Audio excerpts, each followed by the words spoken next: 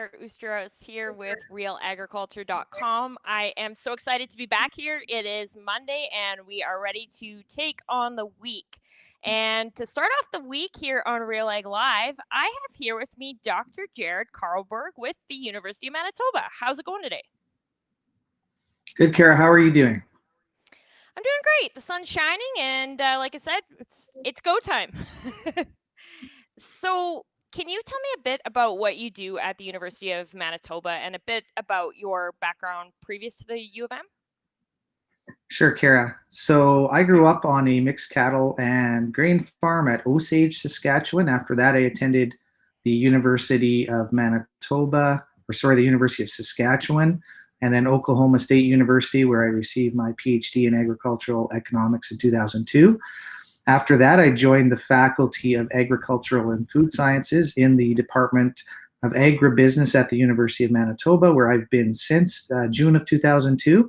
I'm a professor of agribusiness and agricultural economics. I did a 6-year stint as associate dean academic in that faculty as well, working on academic programs and related issues. And so now I'm getting back into my research career, which is in the area of agricultural marketing, including some stuff on food and nutrition. So the sort of work that I have done throughout my career is really revolved around the beef industry and cattle markets. I've also done some things on farmland markets, and in more recent years, I've been doing some research on, as I said, the economics of food and nutrition, particularly healthcare cost savings that could result from the avoidance of food-related chronic diseases like coronary heart disease, cardiovascular disease, diabetes, by changing food consumption patterns. So that's the sort of thing that I've been doing through my career at the U of M and prior to that. So, part of the reason we wanted to have you on here today is to talk about some of the implications for food security of Canadians when large processing plants are shut down due to something like COVID-19. Can you talk a bit about that? Sure. So my interest in this particular subject goes back to almost the onset of COVID-19. And I was approached by the Simpsons Center for Policy in Calgary about looking at the impacts, the potential costs and benefits of what they are terming mega scale agri-processing facilities. And so given my background in the beef industry and my interest in beef processing in particular, that's kind of where I've focused some of my research efforts. So food security, we've seen beef is obviously beef and other types of meat, protein, pork, and chicken particularly are huge important protein sources in North America and around the world. And so as we saw during the early days of COVID, some processing plants for pork, beef, chicken in Canada and in the United States being shut down, we certainly saw interruptions. We've seen rationing of protein in some stores. We've seen beef, poultry, and chicken plants, or poultry and pork plants being shut down. I read last week in the Wall Street Journal that, for example, Tyson had spent, and so there's been some significant food security issues associated with that. We've had animals that have had to be slaughtered because there was no place to process them, which is a little bit reminiscent actually of the BSE issue back in 2003 in Canada. But in the U.S., I read that Tyson has spent something like $340 million to upgrade its plants to make them safer. 16,000 workers in beef processing in the U.S. have been infected with COVID-19, with around 90 deaths. So it's been very disruptive to the supply chain, and that, of course, has implication for food security, because meat protein is such an important protein source in so many diets in North America, including Canada. So, part of your research has also surrounded large scale processing versus smaller scale processing. Can you talk a bit about what you've found, especially when it comes to managing disease outbreaks? The large scale versus small scale is a really, really interesting question. So, in a paper that I've written recently, I basically discuss how things have become larger and larger scale, both within agriculture and elsewhere, because of what we call economies of scale in processing or manufacturing or what have you. And that basically means that fixed costs are spread out across more production units as the scale of production gets larger. So you have these sets of fixed costs that are providing economic incentives for things to become for plants to become larger and larger and larger. And so you see automobile plants have become larger, and the provision of utilities has become larger. And yes, meat processing and processing of other types of products, primary agricultural products in the ag sector has become larger as well. Unfortunately, this, of course, leads to many orders of magnitude more people working in close proximity to one another. And so that results in the potential for much easier disease spread across a much larger number of employees as these processing plants get bigger. So that's kind of the way the pattern has gone. And for the most part, it's been all good news, or mostly good news. So we've seen large processors provide cheaper food because it's less costly to produce, and that has resulted in arguably benefits for food security for Canadians, Americans, and elsewhere. The downside of that is that as processors have gotten larger, the amount of market power that they've held has increased as well. So you have a little bit of a catch-22, in my opinion, where you have these very large processors that are able to produce and process food fairly cheaply, which means they're able to pass at least a portion of those cost savings along to consumers, which enhances food security because food is cheaper. Farmers might argue, on the other hand, that's great until you look at the fact that by allowing these larger processors to be created, they have more market power. For example, in Canada, we have 10% of federally inspected slaughter capacity for beef is handled by just 3 plants, 2 of which are in Alberta. So you have farmers frequently complaining or observing, I guess, that the conditions for the exercise or abuse of market power are precisely because of these larger plants and larger firms that have more power in the market. And so you have these kind of competing ideas. In fact, when governments look at the potential, the existence of market power, and then try to answer the question of whether it's being exploited or used or abused, they actually explicitly take account of those trade-offs, and they look at whether, for example, in approving mergers that would allow processing firms or other buyers of farm products to become larger, they try to weigh whether the likely cost savings that would accrue to consumers in terms of cheaper food, for example, are likely to offset the reduced prices paid to producers for their products, for their goods, by these processors if they're allowed to be larger. So it's competition policy is fairly complex from that standpoint, and while we see lots and lots of arguments of market power, they're actually extremely difficult to prove. And even if they can be proven, it's frequently the case that the so-called efficiencies argument allows them to proceed, even if producers, for example, are going to be worse off. Yeah, absolutely. So you mentioned earlier that this year they were able to produce beef at a lower price. Why did we see such a raise in the grocery stores then? I'm not sure whether beef would be produced at a lower price or not because of COVID. I, for example, noted earlier that Cargill or that Tyson in the U.S. has spent an extra $340 million this year to try and make their plants safer. So that's credible to them. In general, though, I think it is usually the case that that producers would ask that exact question. Wait a minute, we saw prices of beef go up in the store, but I was selling my cattle for the same price. So, and I've likened it in the past to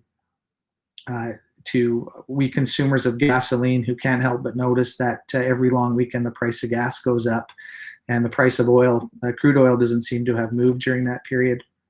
So that itself, provides pretty strong circumstantial evidence to most of us that there is some ability to exercise market power. I know that again, mentioning back to the BSE days, which are nearly 20 years ago, we saw producers literally unable to sell their cattle, selling them for pennies on the pound, pennies on the dollar, or even having to destroy them, especially in the case of cull cattle.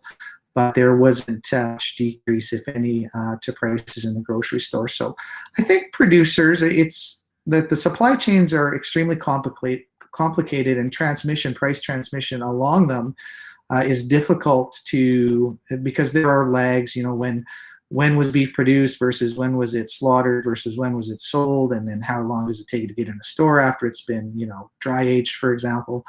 So there are some complexities that exist along the supply chain, but most people, I think, would look at the circumstantial evidence and have kind of an uneasy feeling about exactly the kind of question that you're asking is, how come the price of cattle doesn't change, but the price of beef can increase at certain times of the year, particularly as some of the work I've done has been in the United States, and they consider grilling season to be from, say, Memorial Day to Labor Day.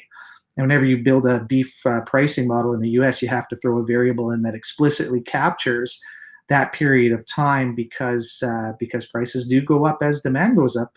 And again, farmers and ranchers say, well, where's my end of that? Yeah, absolutely.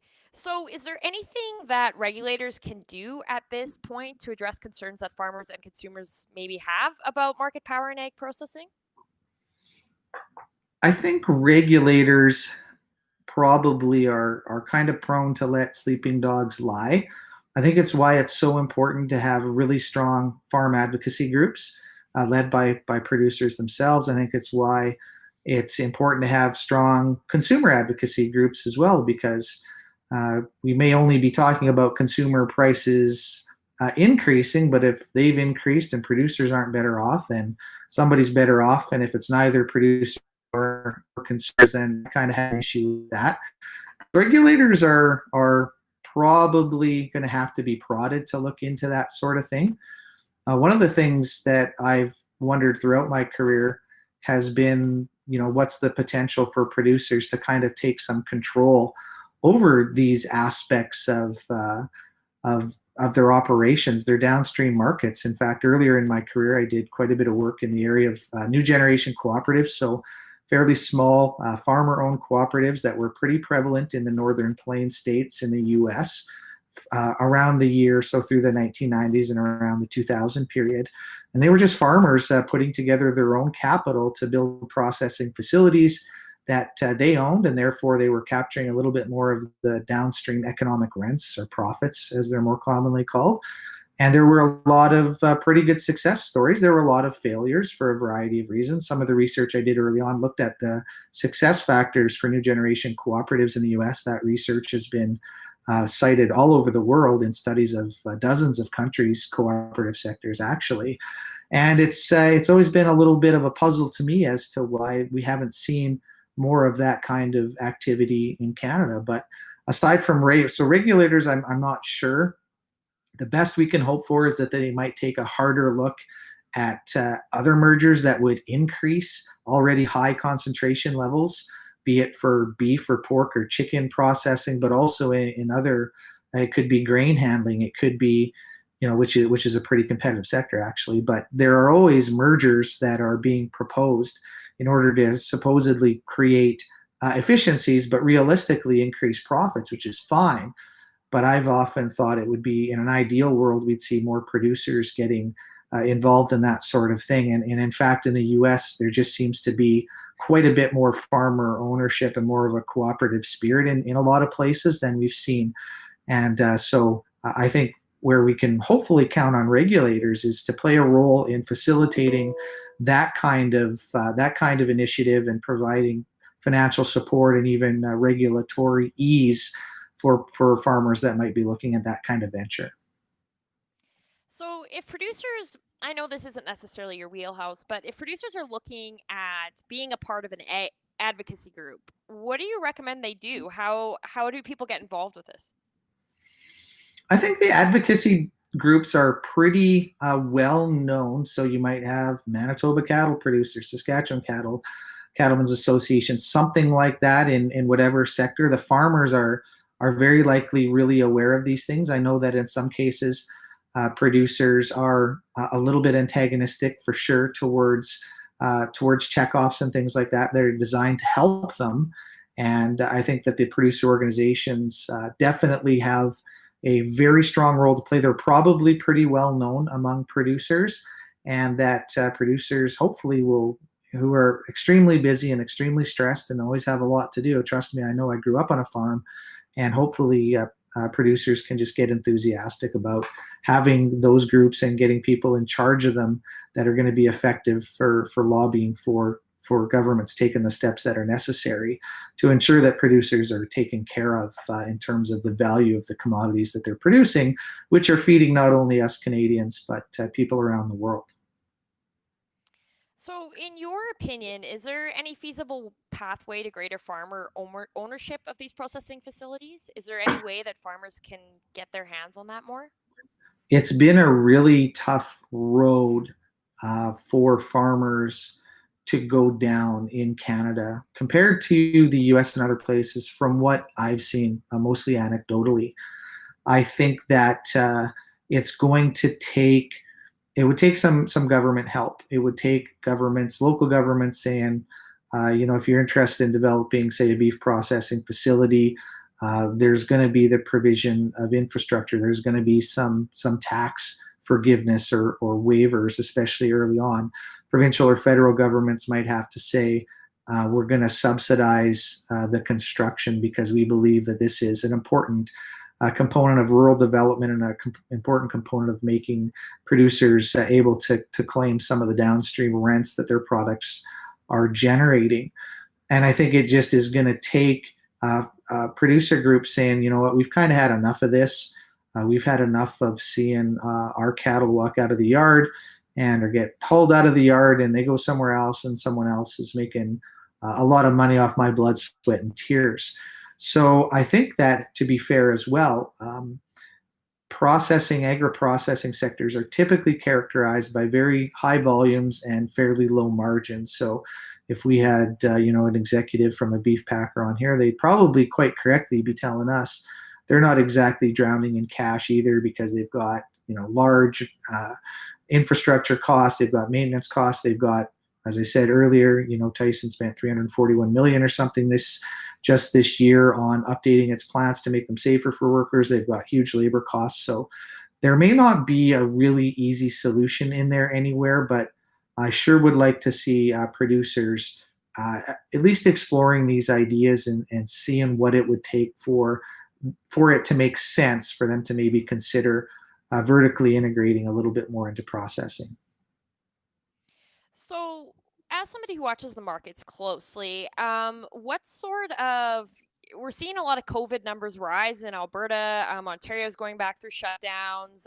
We're all kind of preparing ourselves for what could be another lockdown across the prairies in Ontario.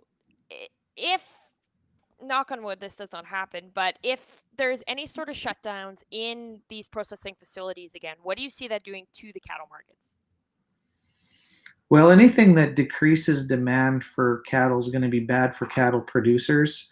And so that's kind of, I think that when I started on this line of research in the spring, early summer, a lot less was well understood about how COVID is spread, what measures can be taken to mitigate it, things like that. I think our level of understanding is quite a bit greater now.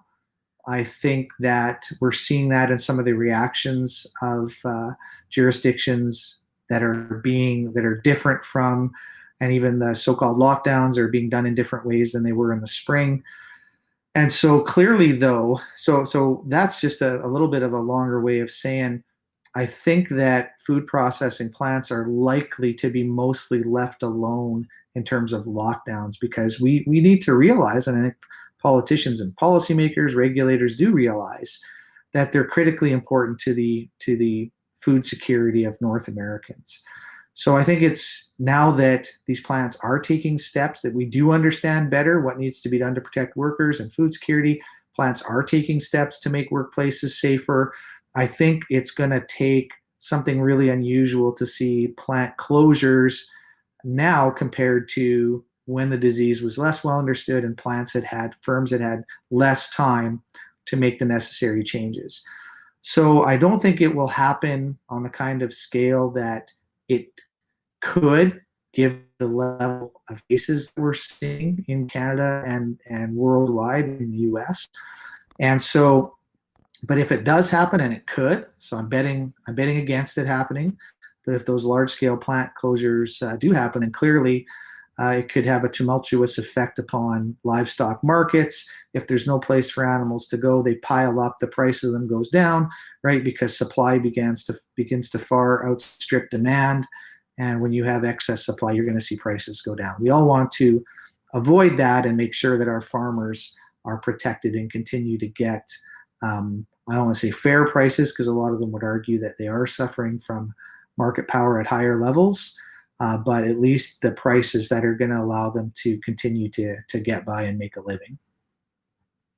So we have a question coming in here from Lara, who is watching on YouTube, and she says, you mentioned that 2 out of 3 majorly federally inspected cattle processing facilities are in Alberta. What are the stumbling blocks to get one going in Saskatchewan?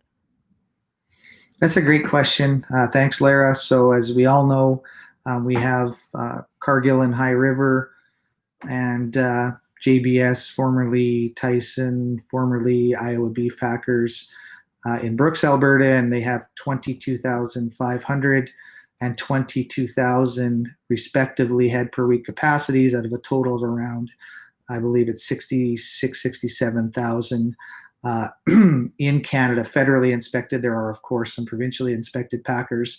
And of course, Cargill owns the third biggest plant, which is 9,000 head per week in Guelph, Ontario, which used to be owned by Better Beef, but Cargill's had that for about 15 years now. So I'm from Saskatchewan, grew up there. My in-laws still farm cattle there. They have about 150 cow-calf pairs. And so in this question, obviously lots of Saskatchewan cattle end up in Alberta, and there are, cattle can cross the U.S. border to go to feedlots, or fed cattle can go south to be slaughtered as well. What would have to happen to get a packing plant in Saskatchewan? Well, that's a great question, because the cattle have some place to go. Would there be an appetite on the part of feedlots and or ranchers to help fund that?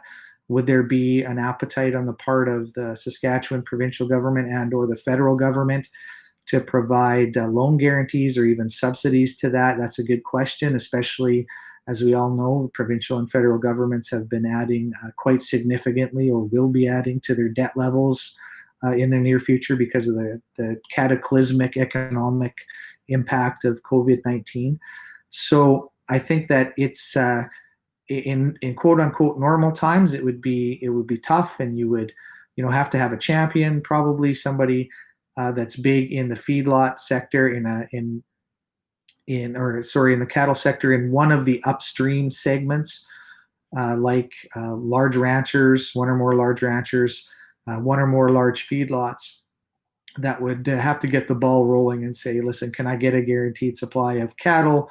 Are there large players that are going to be willing to contribute both capital and a certain supply of cattle to make this work? And then where are the governments in terms of providing funding? So it's for sure an uphill battle, but something at a modest scale, because we do see small scale plants that are able to keep their head above water. It's just that it's pretty competitive. And so the economic incentives to make it viable for people investing have to come from somewhere. And that's why I think it makes the most sense for people who are already in the industry to be doing that, because they're the ones who are seeing that couple of bucks ahead or whatever it is being lost downstream. So if they say, I'm already in the sector, I'm either I have cow-calf pairs and or I'm in the feedlot business, so I already have some skin in the game, and does it make sense for me to invest some more money to capture some of those profits that I perceive packing plants to be taken out of my pocket?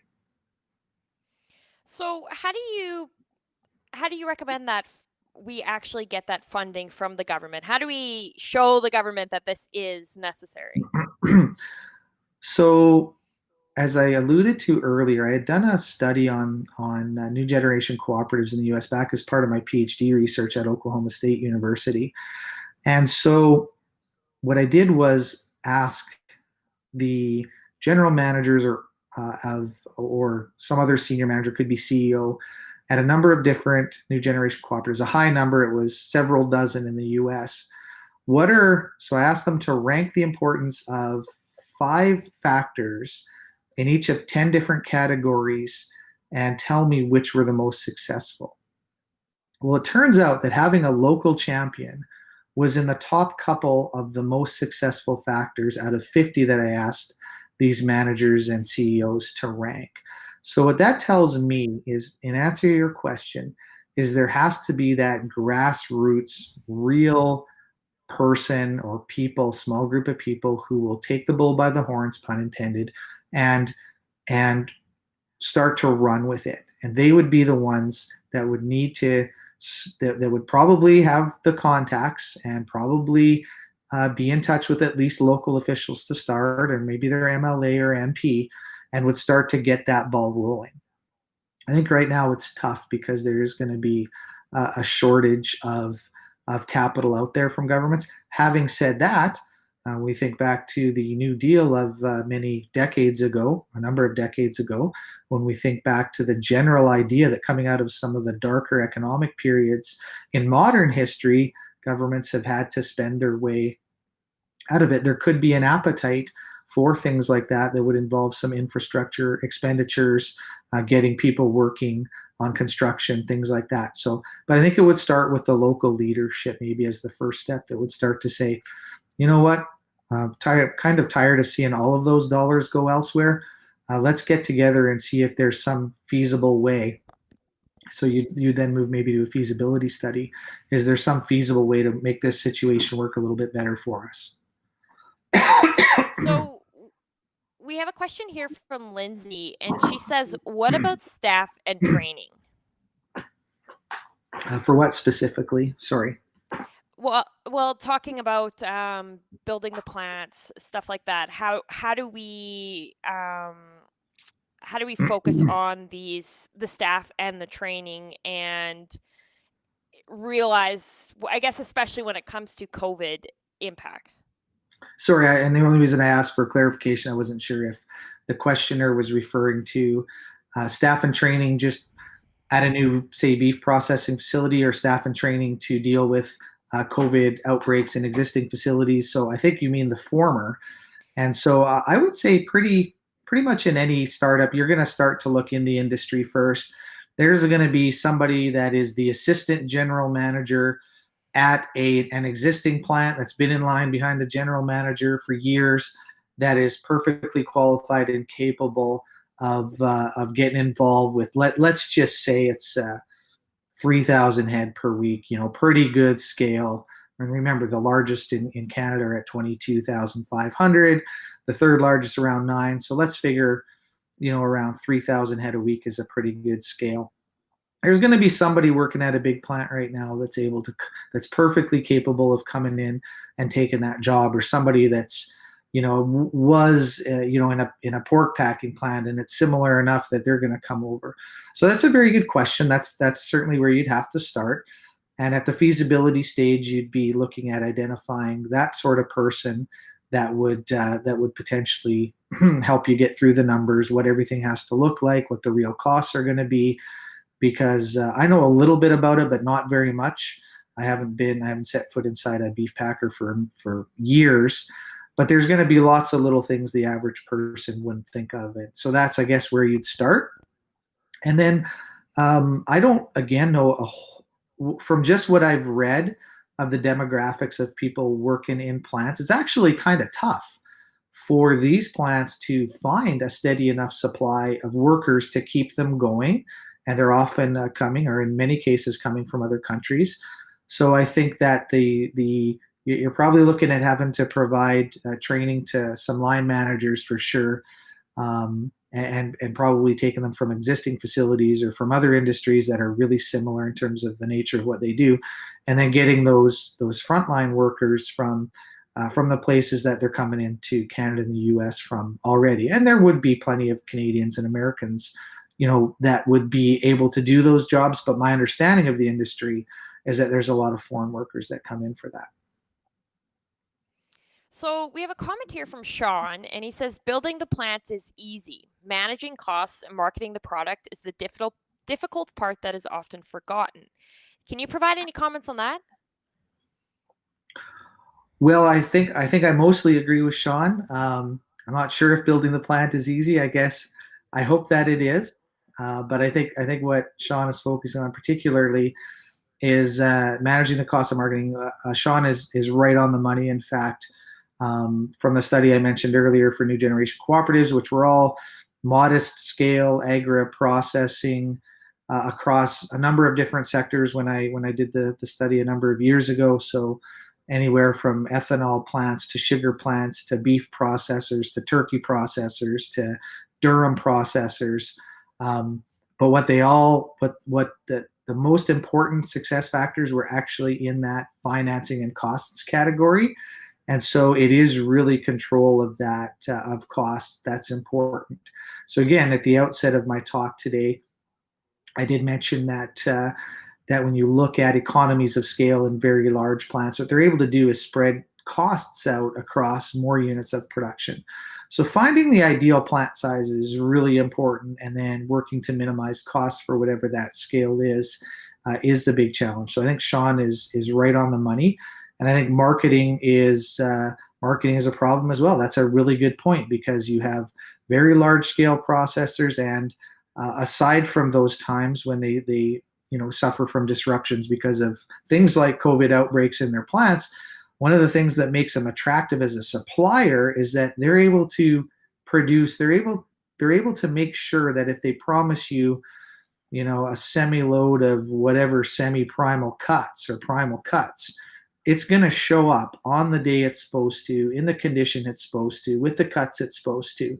And so there's that, those bigger processors, I think, do have that advantage. They've got existing relationships. They process enough that they have a fairly assured supply, and that would be difficult.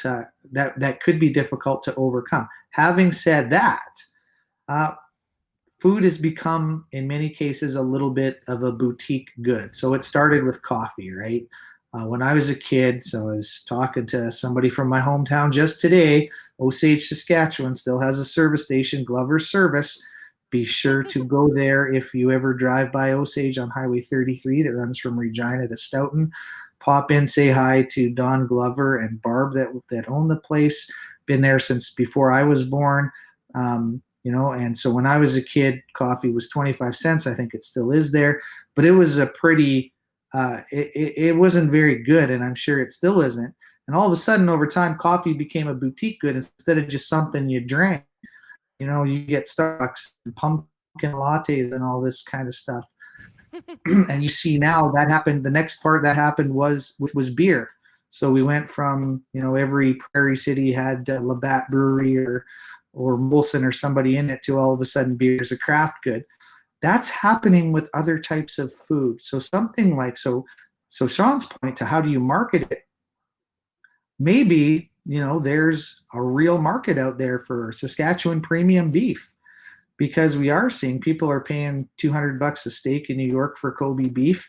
Well, maybe there's something where the marketing part on a smaller scale processor would be a little bit of a boutique good. So I went to a number of years ago, Last Mountain Distillery. Well, that's a pretty tough business to break into. They were in the Coppell Valley at Lumsden, and I'm not sure if they're still around or not, but they had a little bit of a unique niche to get into. It was Saskatchewan made, and we've seen that work in other places. And so, to address Sean's very good point about the difficulty of marketing something, that might be one way to go. And people that know more about marketing than I do might have better ideas than that. But so I agree it's a challenge, but I also think that it can be overcome.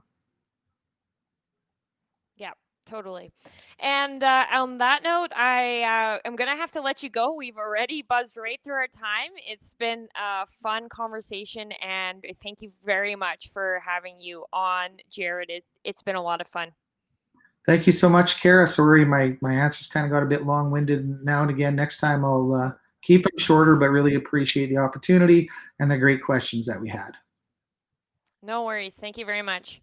And thank you to Bye. everyone who thank you to everyone who tuned in here today. It was great to have you along. If you're interested in more cattle info, we have a Monday morning cattle email that goes out every single week.